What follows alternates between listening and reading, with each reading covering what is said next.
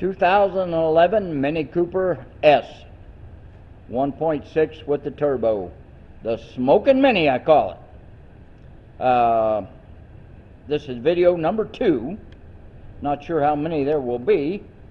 And my update is you don't have to remove the whole front end, but you do have to remove the bumper, the front support, some piping. There's the catalytic converter, and I went ahead and pulled the oil pan just to check it, make sure there wasn't any debris in there. Some people have reported pistons breaking and oil rings laying in the pan. Nothing in there. There are some hidden screws kind of over here holding this to the fender on both sides, and a couple other little screws here and there. Now I couldn't get this one bolt out back here. It's kind of hard to see, so I was able to get the other bolts out, pull this out of the way, and then slide the catalytic converter down and out. Hopefully I'll correct that before it goes back together.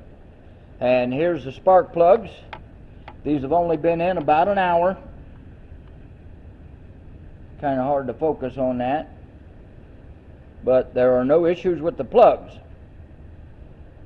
They're all clean, but like I say, they were only in there about an hour. And I may end up putting a new valve cover on there, which I also have, but this one is new also. But a lot of people are reporting the PCV valve not breathing right makes the turbo leak oil. Now, previously I showed you the intake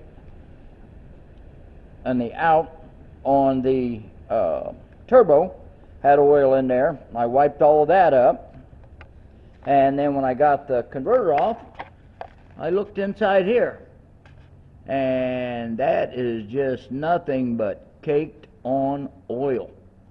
So we're going to go ahead and pull the turbo, and you got to really pull the exhaust manifold off to get that turbo off there, and without a big fight. And there are a couple of hidden bolts underneath there, but when I pull that turbo off, I'm also going to check the drain line down here. Some people are indicating the oil's coming in up here and not flowing out of the turbo fast enough, and that's what's causing the oil to come out of both sides of this turbo.